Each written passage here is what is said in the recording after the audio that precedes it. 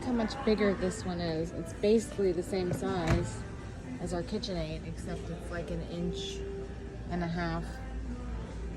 bigger on the depth, so I don't know how far it'll stick out, but I mean, look how many condiments you could fit in here. It's like we'd actually have room for all our shit.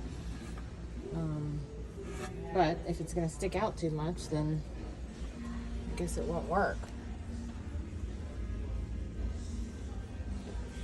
Same filtered water on the side. It's basically the same as our KitchenAid, except it's an LG. Big deep thing for ice. More room in the freezer.